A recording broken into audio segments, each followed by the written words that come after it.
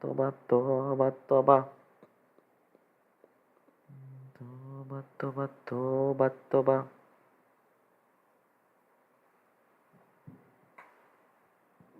toba toba toba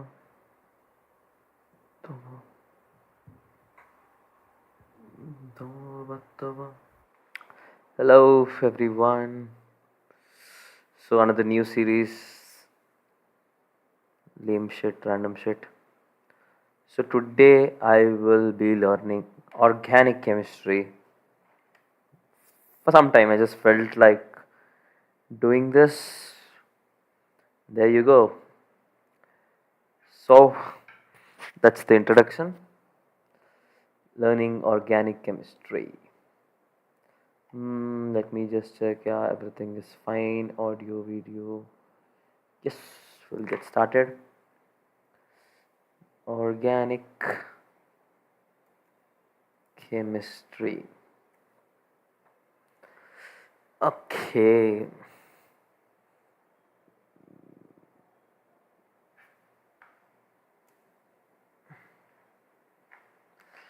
Organic chemistry learn.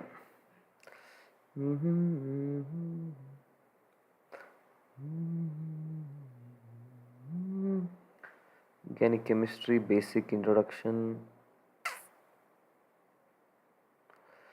What should we refer? Organic chemistry.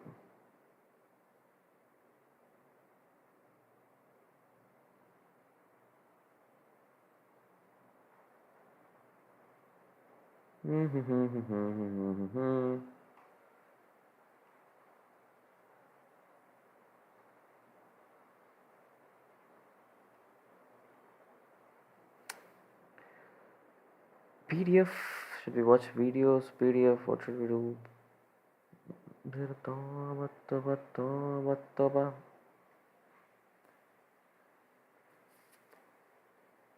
Byju's is a very bad choice to begin with.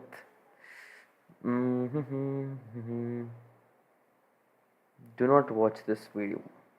Okay, fine. Should we just start with Wikipedia? Wikipedia is a very boring stuff. On top of that, I have a black theme. It's very difficult to. You just go to YouTube and watch videos. How is it?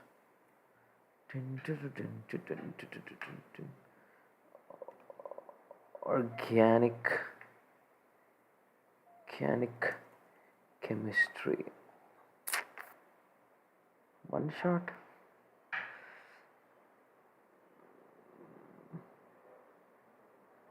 Like very basic. Alak Pandey. Not interesting. Yeah. We gotta streamline these ideas. We need Grammarly. I've got your back. Whoa, cool. With Grammarly by your side at every step of the writing process, you can nail your business pitch with confidence. So let's get going. Your assignment is due tomorrow. Welcome to Ideation Station. Hello guys, I am Sumer Podar and you are watching Play Chemistry.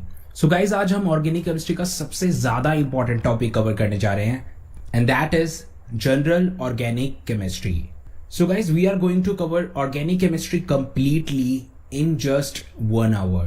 So guys इस video में जो मैं आपको बताने वाला हूं वो आपको ऑर्गेनिक केमिस्ट्री के हर एक चैप्टर में काम आने वाला है. आई नो कि अगर आप जनरल ऑर्गेनिक केमिस्ट्री सर्च कर रहे थे तो इसका मतलब ये होगा कि आप inductive effect, resonance, hyper conjugation जैसी चीजों को ढूंढ रहे होगे. तो हाँ, हमने वो चीजें की हुई हैं बट सही टाइम पे. इस वीडियो में हमने हर चीज स्टेप बाय स्टेप सीक्वेंशली की है. So let's do general organic chemistry step by step. तो सबसे पहले हम स्टार्ट करेंगे ऑर्गेनिक रिएजेंट से. So what is organic reagents? So हमारे पास एक ऑर्गेनिक मॉलिक्यूल है, उसमें हम रिएजेंट डालते हैं और उस रिएजेंट के कारण हमें एक प्रोडक्ट मिलता है. So this is reagent. But first you didn't even tell what is organic. इसको हम ऑर्गेनिक रिएजेंट भी कहते हैं और इसे हम अटैकिंग रिएजेंट भी कहते हैं. इसे हम अटैकिंग रिएजेंट इसलिए कहते हैं because it is attacking on organic molecule. I've So this literally is like- also called attacking reagent. अब ऑर्गेनिक रिएजेंट दो टाइप के होते हैं, एक होता है इलेक्ट्रोफाइल, एक होता है nucleophile. So let's see what is electrophile and what is This guy is not a.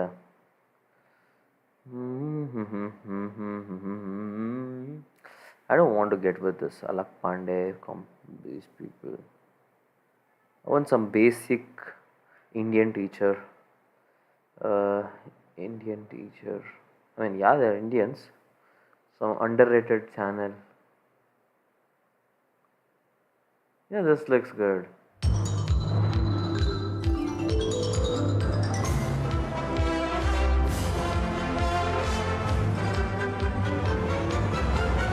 Look at the music.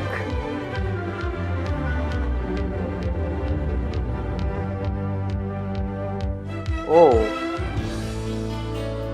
interesting.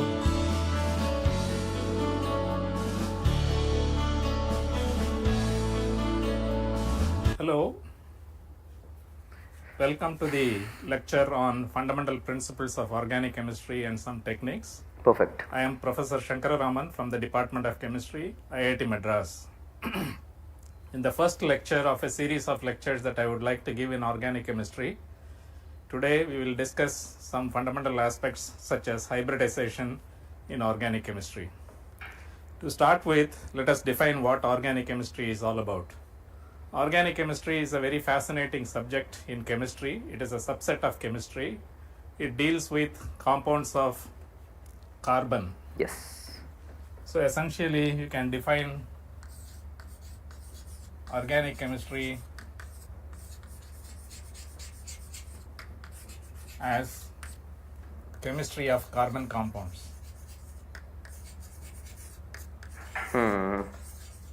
We'll make it a note.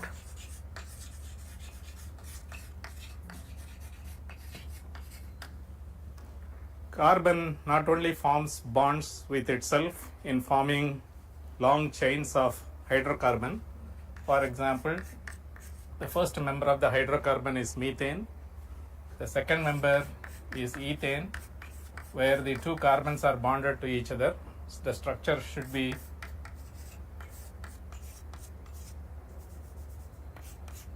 like this. Then go to the next homologous series. You have propane, butane, pentane, and so on. So carbon has the ability to form carbon-carbon bonds quite elaborately, so much so that the polymer polyethylene, This man has just It's a started linear like chain of- bang. CH2s, where the CH2s, hundreds of them are connected together. I'll just put N here. N can be 100, 120, 150, and so on. So carbon is capable of forming such long chain hydrocarbons such as polyethylene, for example. It also forms compounds with other elements of the periodic table, with hydrogen, nitrogen, sulfur, oxygen, phosphorus, and halogens. So where the carbon is directly attached Halogens is hydrogen, helium, lithium, beryllium, boron, carbon. No. They're hydrogen, helium. What is 10? Fluorine. We'll just go with the periodic table. Yeah, it's helium, neon. Okay, helium, neon, argon, krypton. These are halogens. No, these are halogens. Fluorine. These are noble gases. Yeah, fluorine, chlorine, bromine, iodine. What is it? Astatine, tennessine. Okay. We'll get back. to nitrogen, sulfur, phosphorus, halogen, they are all considered to be organic compounds. Now, organic chemistry is essentially a life-sustaining chemistry in the world of biology.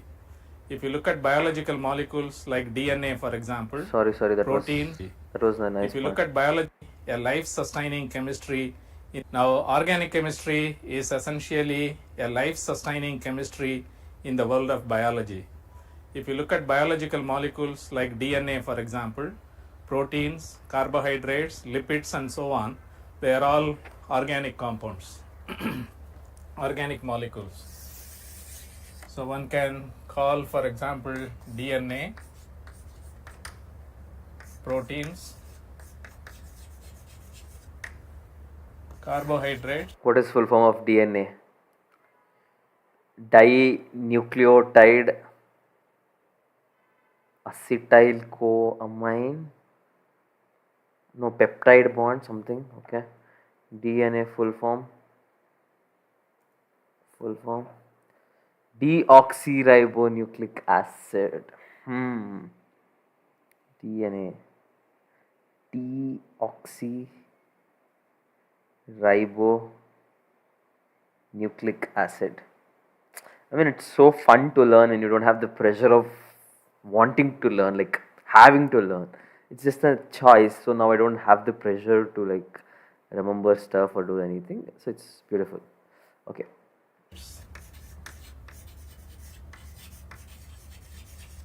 Lipids, in other words, fat. Now, these are polymeric compounds that are available in nature from biological systems, and all of them belong to the category of organic compounds. Okay. So far so good.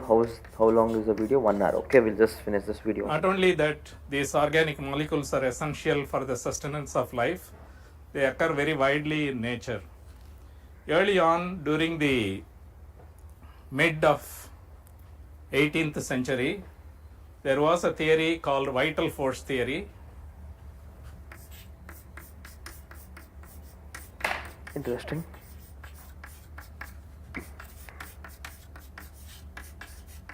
This was proposed by a scientist by name Berzelius. He was a Swedish scientist. In 1780, I don't want to know all this theory.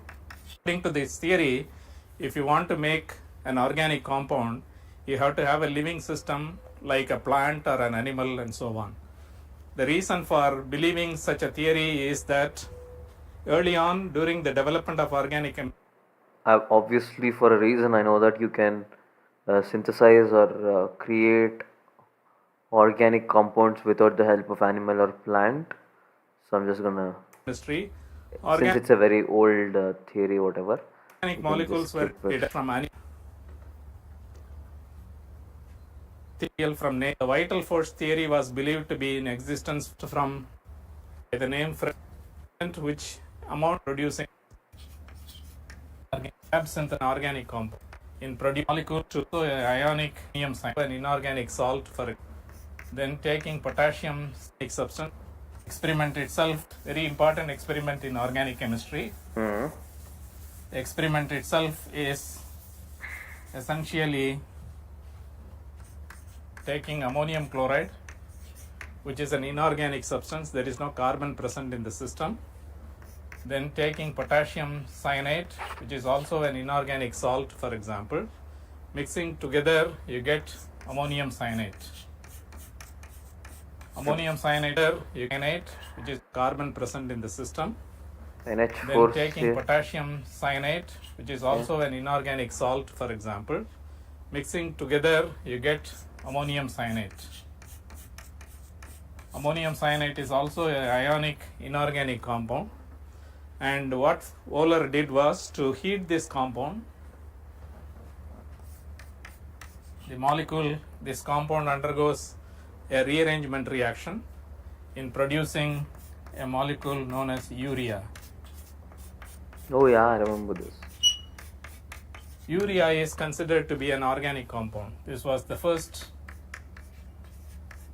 lab synthesized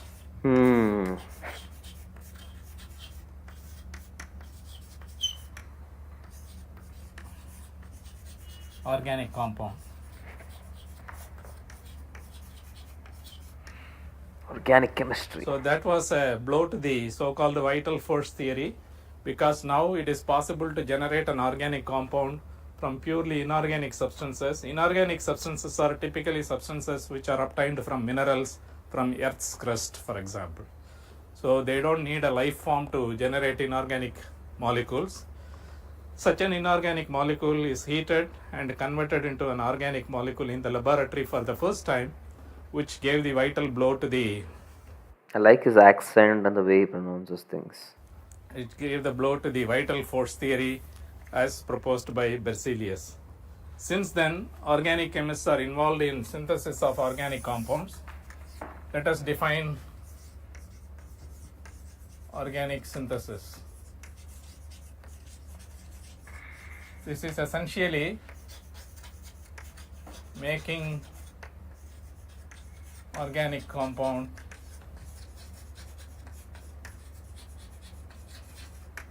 in the laboratory.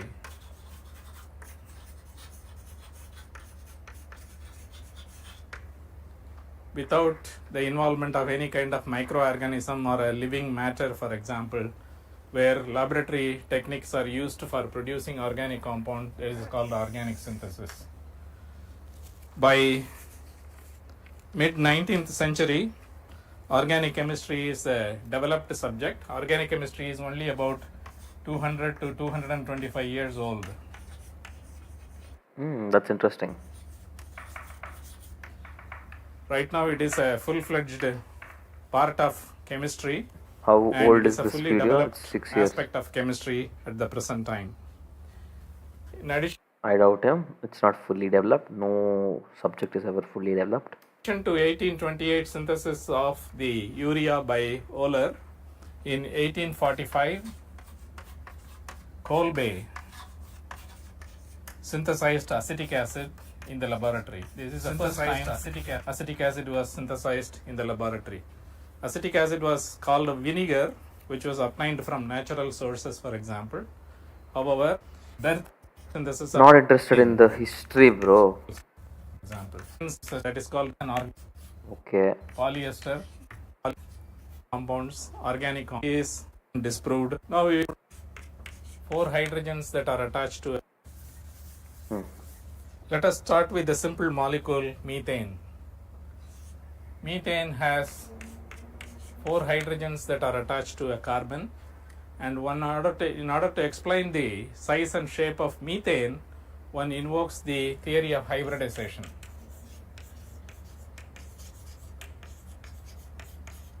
That's interesting. Before we go into hybridization, let us, for the sake of argumentative purposes, write methane in 2 different formats. This is one structure of methane one can write. In this particular structure, the carbon is connected to 4 hydrogen, and all the hydrogens as well as carbon are in one plane, which is the plane of the blackboard. This is very difficult. Like now it's fine. Like when they start explaining about isomers, trans isomers, cis isomers, and they ask us to imagine the 3D model of the molecule, it just becomes so complex. I mean, I don't have that creatively thinking brain, especially in this field. It's very difficult to just visualize In other that. words, this is I don't know how kids around, like friends of mine used to do it, but I could never do it. a square planar structure of methane. Honestly, feeling sleepy. It's fine. I'm not saying this is the right structure, but there is a possibility that one can have the square planar structure. Alternatively, one can consider, for example, the hydrogen, carbon, and hydrogen to be in one plane. So these 3 atoms are in one plane. The 3rd hydrogen is behind the plane of the blackboard, and the 4th hydrogen is in front of the plane of the blackboard. This is another structure of methane. This is called the tetrahedron structure. Tetrahedron.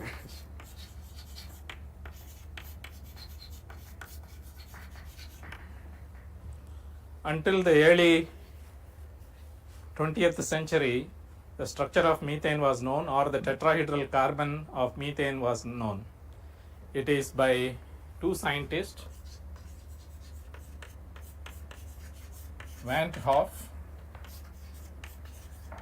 during Don't the want scientific the study history, of bro. heartbreak of this is a structure. Cars where everything can be represented, for example, outside big all the hydrogen series 50 minutes. Look at precisely if a carbon the structure of a carbon using type all the metals needs to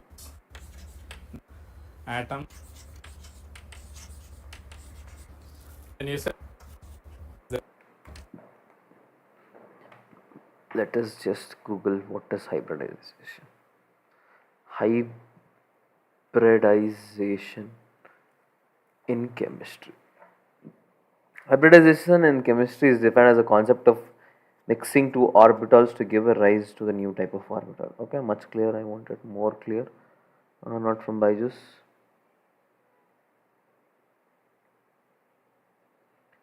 Geeks for Geeks. Okay, Geeks for Geeks. What is Geeks for Geeks? I never knew that Geeks for Geeks is a educational channel. Like, I thought it's something related to coding. What is Geeks for Geeks? Is a learning on that provides computer science. Then why is that? Okay, fine. Oh, bro, are you talking about? Oh yeah, it's a chemistry thing. The concept of hybridization is defined as a process of combining two atomic orbitals to create a new type of hybridized orbital. Okay. sp2 hybridization and sp3 hybridization, whereas this cannot undergo hybridization because they are vastly different in their energy in terms of the relative energies. Now, for the hybridization to occur, one need not promote an electron from one orbital to another orbital. This I will explain it in a minute.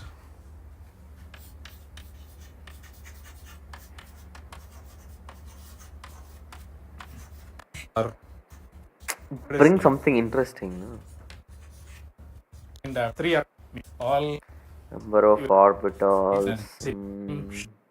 the orientry is a hybridized orbital.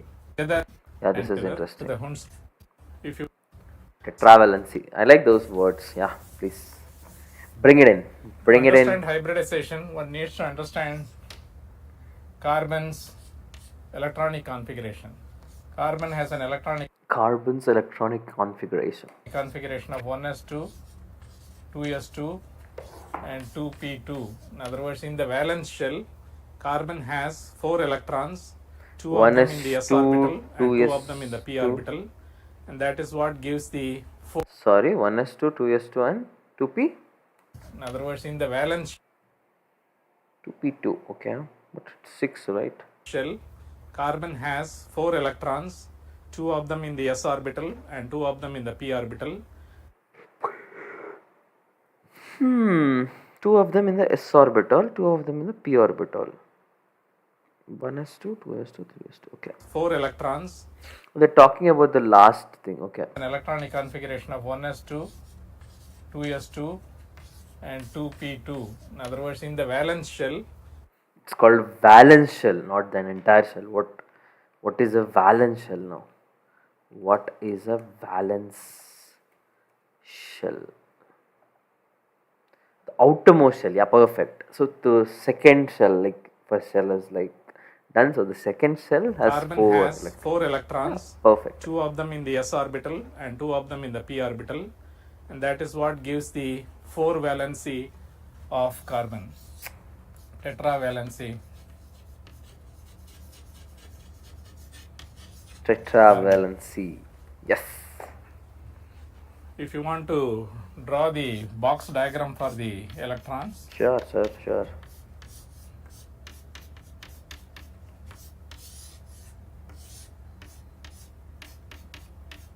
this is according to the Hund's rule of maximum multiplicity. They should be Bah, Parallel with- Hund's rule of maximum multiplicity. I've studied all this. It feels so nice to just get back to.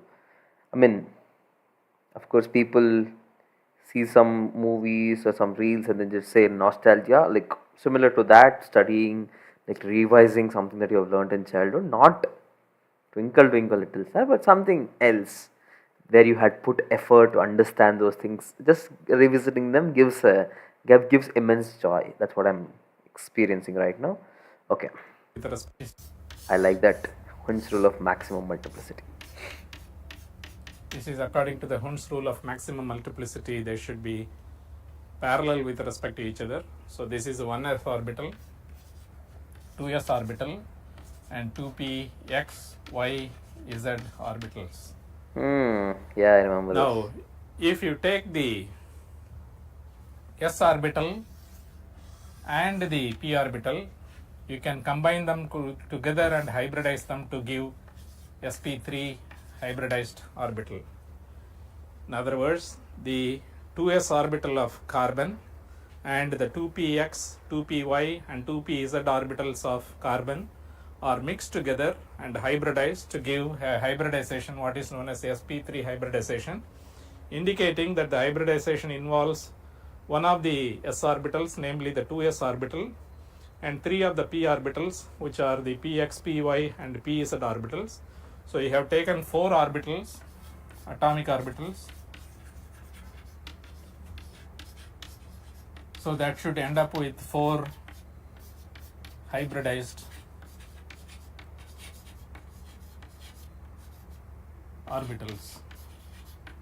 This is one of the rules of the hybridization. If you start with n number of atomic orbitals, you will end up with n number of hybridized orbital.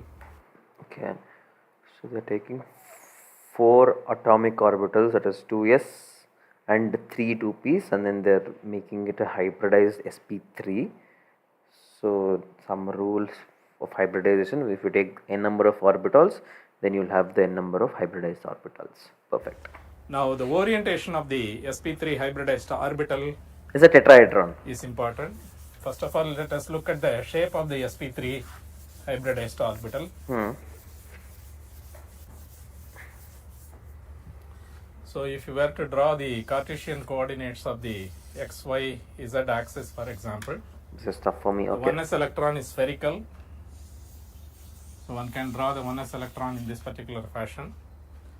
This is x, y, and But isn't all this beautiful? Like, it is exciting. It is very beautiful. I mean, I really like it. Fine, we'll get back. z. The p orbital has a dumbbell shaped. In other words, the p orbital has a shape like this one, Yeah, I've studied this. for example. This is what is known as the dumbbell shape of p orbital. So the px orbital will be having a orientation this particular manner. Px, huh? Orientation this particular. So the px orbital will be having a orientation this particular manner.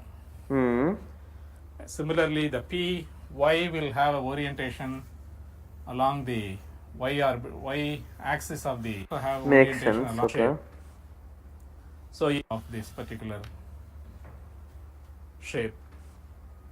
So if you combine all of these things, It will become you sp3. get the sp3 hybridization. Okay. You start with 4 atomic orbital, 1 2s orbital, and 3 p orbital, namely px, y, z orbital. The resulting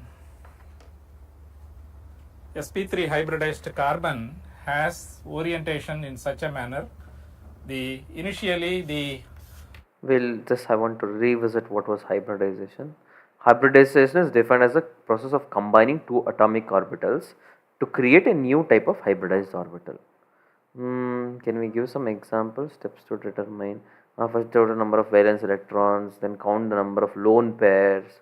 Now the number of orbitals required can be calculated by adding the number of duplex or octet and the number of lone pairs. Okay, features of hybridization, sp2. Okay, I'm not thorough with it, but I have a generalistic knowledge on it. So I don't think we have to be very worried about that. We'll just move on. Hybridized orbitals have different shape. Once the hybridization is over, the hybridized orbital has a shape which is this, like this. Only one lobe with a small lobe that is present at the end of the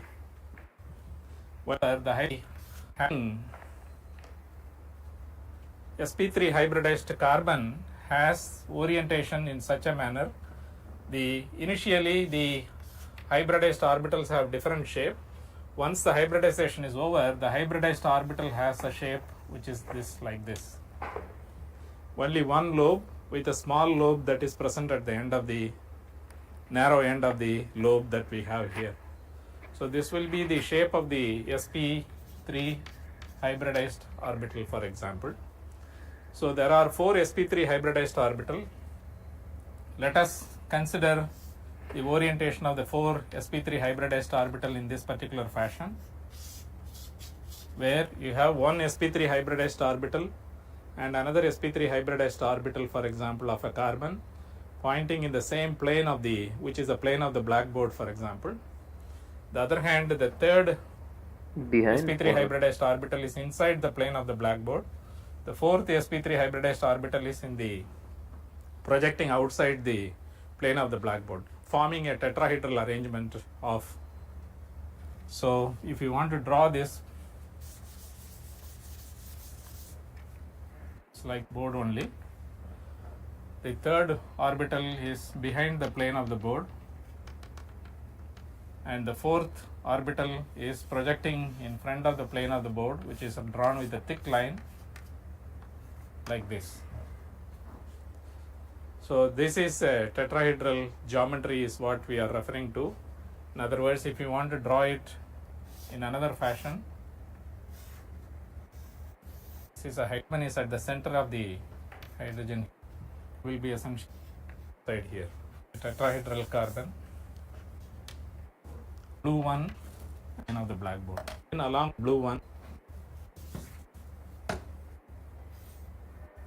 the carbon is at the center of the cube, and now you connect diagonally opposite corners of the cube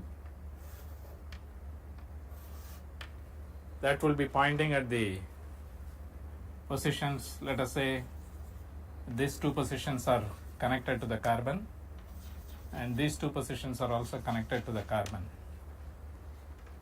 So this you can see here, this will be projected this way, this will be projected like this. For example, in this fashion only it will be projected as a tetrahedral carbon. Okay, if you bend it, So yeah. the tetrahedral lobes will be essentially pointing towards the. Why do you have to like explain it? How does it exist? Is it relevant? Because it's very boring and difficult to understand. It's another way of representing a But organic chemistry is very interesting. tetrahedral carbon confined inside a cubical structure of this kind. So it is important to understand the nature of the shape of the sp3 hybridized carbon. So Sign kind of sp3 happen. hybridized carbon essentially has 4 orbitals, hybridized orbital, in this particular fashion. Now, how is methane formed? Once the sp3 hybridized orbital is formed, the 1s electron of hydrogen, which is spherical in nature, essentially overlaps with the sp3 hybridized orbital. In other words,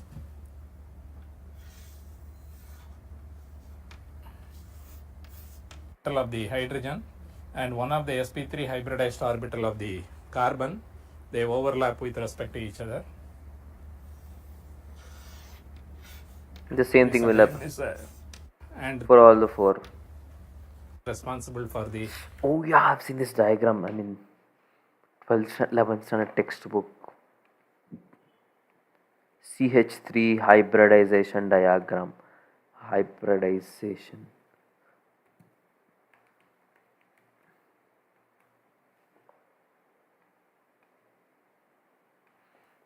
Class 11. Class CBSE textbook. CBSE textbook. Somewhere I've seen this. It used to be nice. Yeah, we'll get back. Tetrahedral shape of I just can't keep getting excited because obviously I would have learned all this. a saturated carbon. Sorry? Responsible for the tetrahedral shape of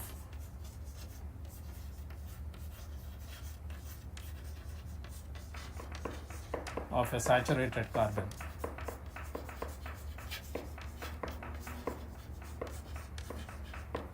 So methane is formed like this. How is ethane formed?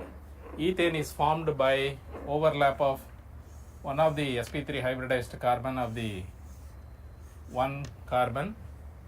So that will form a sigma bond. Sigma bonds are formed when orbitals overlap along the axis. So this is the carbon Sigma carbon bonds. sigma bond, for example. Then you have I mean, he's explaining, but he's going like IIT level itself, not like beginner stuff. I mean, yeah, but for a matter of the fact, it is called as chapter 20. If you can see, I don't know if it is visible in the live. Yeah, it's called as chapter 20. So I suspect they would have taught in the earlier sections. Yes. the 1s orbital of hydrogen essentially forms the I understood. same structure can be written and Okay, this okay, okay. to be overlapping.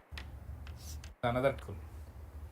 Methane is tetrahedral is not a square planar molecule is because of the fact with the square planar molecule you have the bond angles closer, which is 90 degree compared to a tetrahedral arrangement where you have the bond angle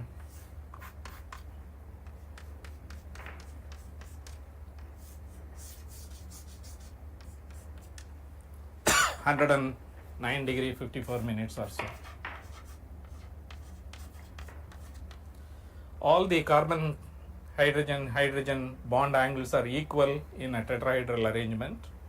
There's so much complexity behind every single thing. That's the beauty.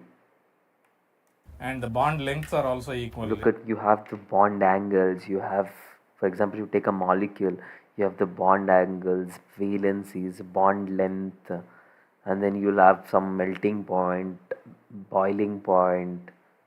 You have so many, like you just eat a food, ultimately it has chemicals. It has glucose, which is C6H6, H12O6 something, and then how much melting point you need for it to digest, and then that gives you calories. Calories is again physics concept where you use the calories, you burn it in the body, which is a biological museum kind of thing. It's so fascinating, like whatever is around the world now. I mean, it's a great advantage to all of us that we don't have to worry like animals or our ancestors about life threats, that this, because we have come out of that phase, and now we have time to think something else, do something else, learn stuff, understand things. So we started observing, we started learning, we started educating ourselves, we shared the knowledge, and that's how we have this beautiful world. And then now, even now, at whatever stage you're in life, at whatever point you're in life, if you just sit back like innocent kid and try to visualize whatever is happening around you, it's so fascinating that we know nothing. We absolutely know nothing.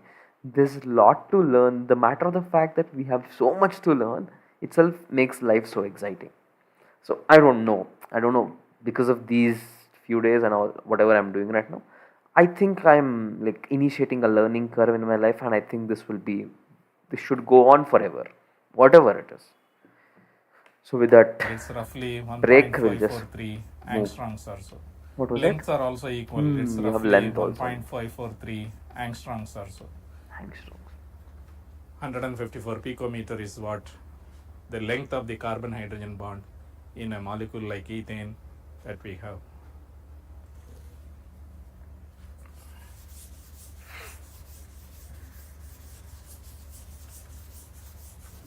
sp3 What was it? carbon bond of the sp3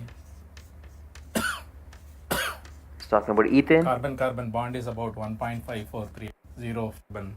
If the, in other words, one s orbital and two p orbitals are hybridized together, so totally 3 orbitals are hybridized together with 3 electrons.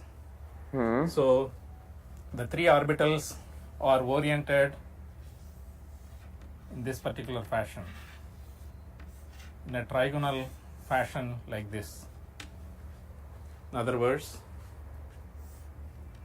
it is the 3 orbitals are all in the plane of the blackboard only. It is a 2-dimensional structure. One of the orbital is oriented along this direction. The other orbital is oriented along this direction. The third orbital is oriented along this direction, for example. So each of the bond angle between the sp2 hybridized orbitals will be 120. This is called trigonal geometry.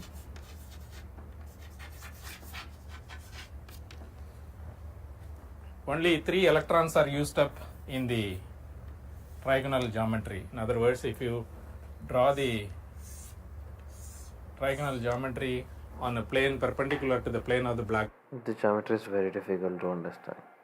Maybe we should start with mathematics and learn geometry first and then come back here. But no, we'll just proceed. board, it will be oriented in this particular manner. The fourth orbital, one of the p orbital with one electron, will be perpendicular to that. This will be dumbbell shaped. This is the original p orbital, pz orbital of ethylene. Sorry, pz orbital of the carbon. So in a sp2 hybridized orbital, there are 3 orbitals pointing in a trigonal fashion like this, in a triangular manner like this. This is all in one plane, which is on the plane of the blackboard.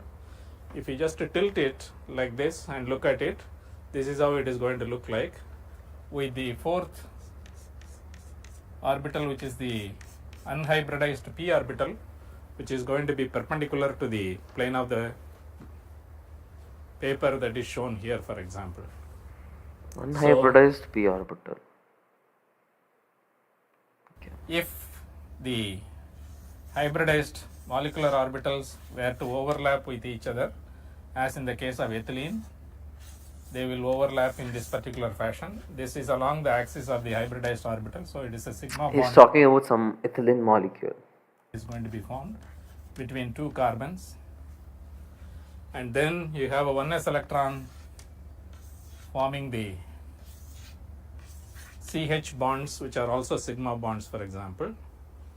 Remember, we are now trying to describe the geometry of ethylene. Ethylene has this particular geometry where you have a trigonal hybridization here and a trigonal hybridization here, for example. This is one of the trigonal hybridized C2H4 is sp3 sp2 system. This is other trigonal hybridized sp2 system, for example. Also manner pi bond orbital. This would be particular have a mapping sigma bond orbital. This would be side splitting with hydrogen carbon.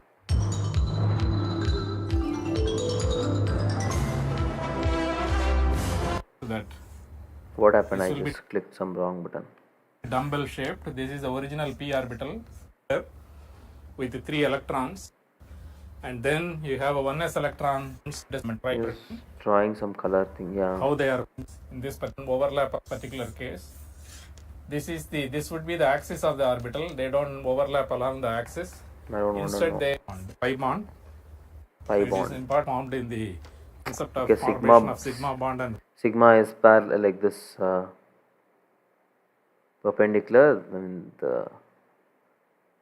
pi bonds are parallel bonds. Okay. pi bond.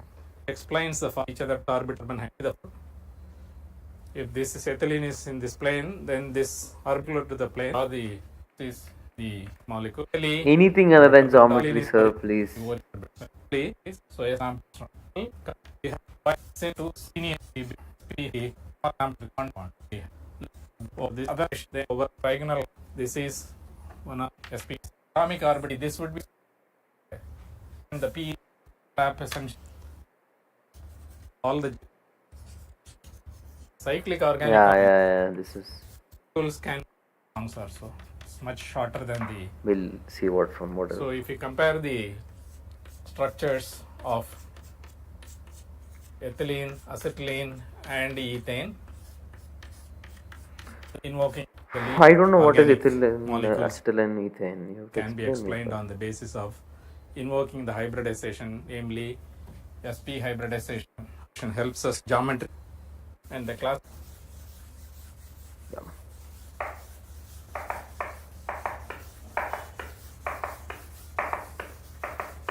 Halamati Habibo. Halamati Mati Vannu. Organic I don't want to be the bad guy who's singing songs in the class compounds, because I've done the same thing all my life. broadly they can be classified into open chain or cyclic, Benzene is cyclic. carbocyclic Carbocyclic or homocyclic. or homocyclic. Or you can have, for example, One more. heterocyclic. Yeah, heterocyclic. A open chain compound would be simply ethane. The simplest example is ethane, for example. Simplest Or- ethane. Simplest. Ethane. The simplest example is ethane, for example. Or Ethane. butadiene is an open chain compound. A cyclic compound will be cyclohexane. Come Or on. cyclohexene, for example. You could have is told, also a open benzene. chain compound. Or if you want to go I think carbocyclic, cyclohexane is benzene itself. this would be hexene, hexane, and so on. Heterocyclic compound, you just need to have one heteroatom present in the system. It could be oxygen, it could be sulfur, any one of the heteroatom can be present in the system. So these are examples of heterocyclic and homocyclic compound. You can have aromatic, Aromatic means they are like good smelling, and benzene is aromatic. I mean, which has smell. or Non-aromatic. non-aromatic compounds. Look at my sharpness. Benzene would be a typical example of a aromatic compound. Benzene. Diene would be an example of a non-aromatic compound. Similarly, you can have aromatic,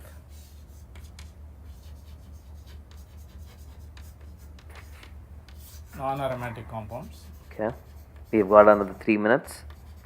After which we'll just look. I want to have Non-aromatic compound would be piperidine, which is this particular structure. piperidine. What a name.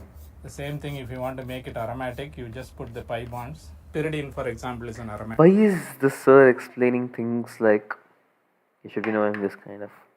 compound.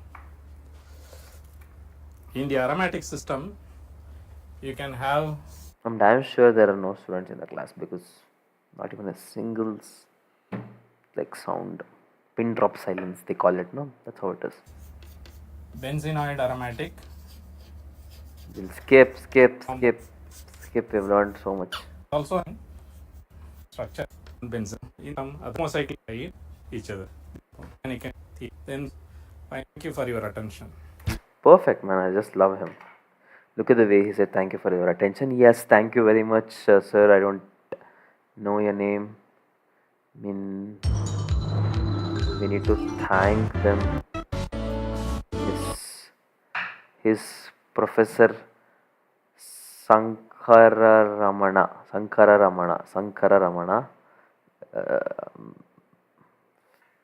Sorry if I've mispronounced your name, but thank you very much for this beautiful lecture. Yeah, so we'll just quickly revise what we just learned, what I've learned today.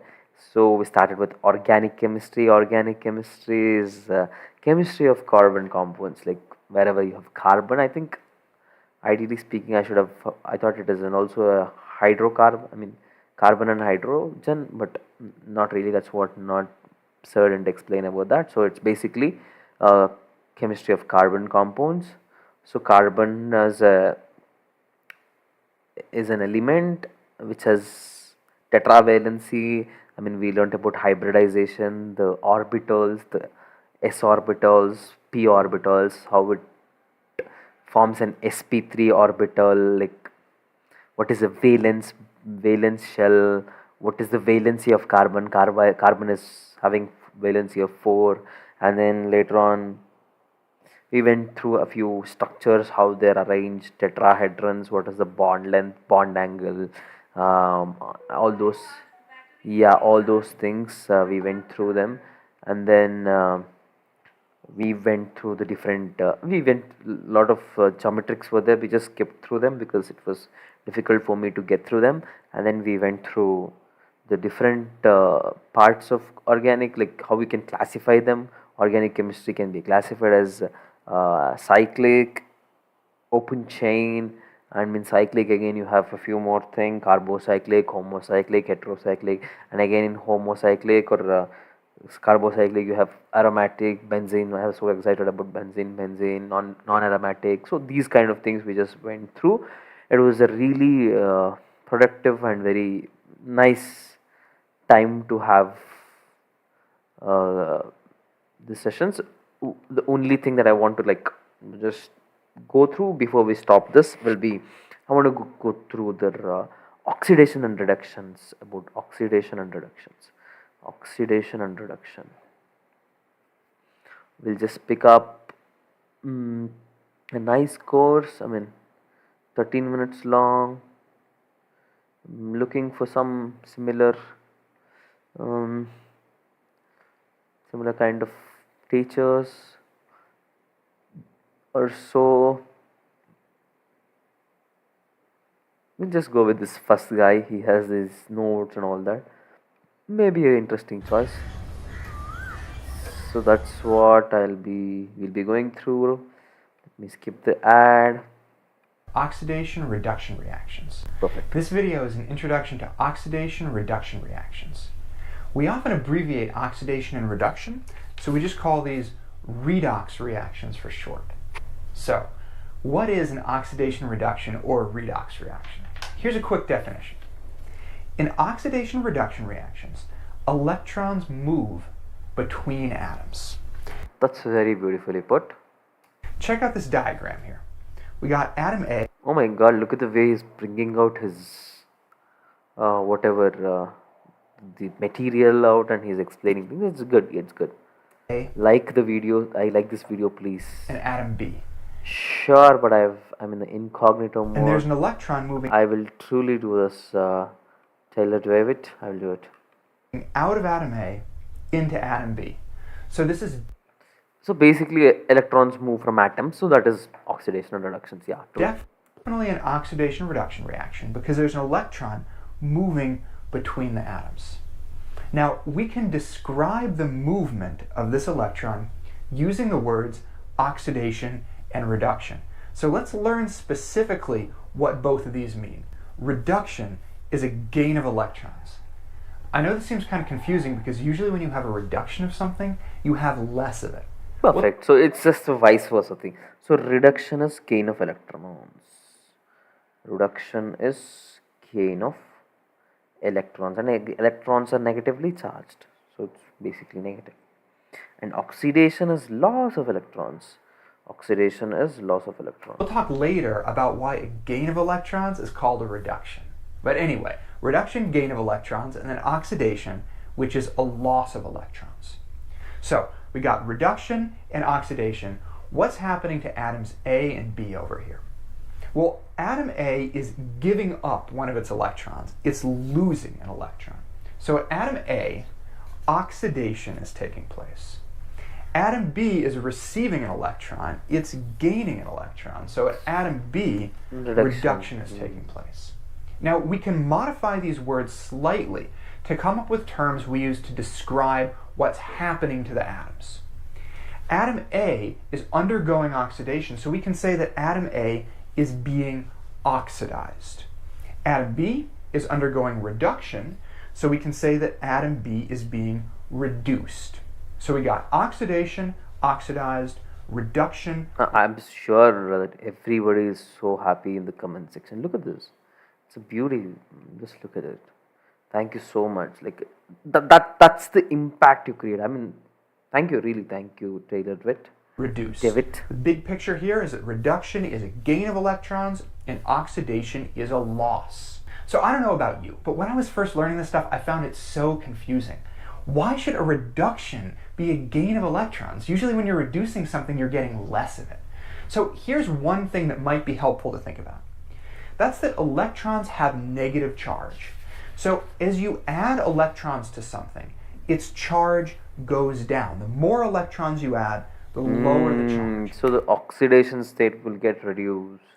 So as you add electrons, as electrons are gained, the charge reduces. So that might be helpful to keep in mind to have this make a little bit more sense. Still, these things can be really confusing to remember. So here are a couple really great mnemonics. First is the term oil rig. This is the name of one of those big structures you use to drill for oil. OIL stands for oxidation is loss, and RIG stands for repulse. Leo the lion says grr, all right? LEO stands for loss of electrons is oxidation. So learn one or both of these. It'll be a great way that you can always remember what happened in all sorts of chemical reactions. Okay, oxidation and reduction happen in all sorts of chemical reactions. They're like the super important thing that makes those reactions happen, that makes them go. So to learn more about this stuff, we're going to have to look at an example of a chemical reaction where oxidation and reduction are taking place. Here's a chemical reaction that we're going to be talking about. Sodium and chlorine coming together to make Why is he smiling? I mean, he's enjoying the teaching process. sodium chloride, table salt. Now, sodium chloride is an ionic compound, which means it's made of ions. Specifically, the sodium 1 plus and the chloride 1 minus ions. These two ions stick together because they have opposite charges, and opposite charges attract. Now, Na and Cl, they didn't always have charges though. Over here, before they combined, they have no charge. They are two electrically neutral atoms. So in order to come together and make sodium chloride, these two atoms have to end up getting charges, and then they stick together. So let's talk about how this happens, how they end up getting charges. So we start out with Na and Cl here as electrically neutral atoms with no charge, and they're on their own. They're This is interesting. I mean, I'm like invested into what is going to happen here. separate. The next thing that happens is sodium gives one of its electrons to chlorine. Okay. You a student diving into Why? online videos and classes When on he said that platforms they're like electrically YouTube, neutral, Coursera, so I was just Udemy, thinking they Google might Meet, give it to and like attain stable So this state, is but where since he's mentioning that they're neutral, I don't suspect that they're not in a non-stable state. Okay. the charges come in. Sodium loses one of its electrons, so it becomes Na plus 1. And chlorine gains an electron, so it becomes Cl minus 1. Now we have two ions with opposite charges. What do oppositely charged things do? They stick together. So these two ions come together and they stick, making sodium chloride. Okay? So this is the process where we start from electrically neutral atoms. We have an electron transfer. We get ions that then stick together. So here's the equation that I showed you So earlier. yeah, I think the same thing. The hybridization, the valence shell is not stable. So I mean, this has an extra electron in the valence shell, so it has the tendency to give up, and it has a less electron. Like it has one less electron in its valence shell, so it has a tendency to accept. So they just do that. That describes this process. There are a couple things that I could add to this though to make stuff a little clearer. Check out these numbers that I've written in here in the red. These are called oxidation numbers, and they give me a sense of what's happening with the electrons and with the charges. So above Na and Cl, I've written zeros. That indicates that these two atoms start out being electrically neutral. They have no charge. That's what the zero means. Then on this side of the equation, once the sodium and chloride have taken on charges, I put those charges above each element. +1 for the sodium and -1 for the chloride. These oxidation numbers help us keep track of how charges change during a reaction. Most importantly for this reaction, they remind us that sodium and chlorine start out neutral and only end up getting a charge later after this electron transfer takes place. So, that is oxidation numbers, and we'll talk more about those in coming lessons.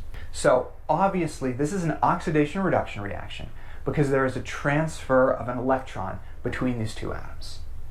I now want to describe what's happening to sodium and chlorine using these terms reduction and oxidation. So, just to refresh your memory, reduction here is a gain of electrons, and oxidation is a loss of electrons.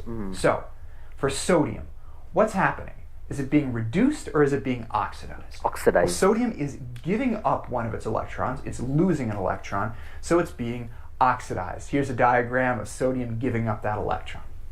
Now, chlorine, on the other hand, is receiving an electron. It's gaining an electron, so chlorine is being reduced.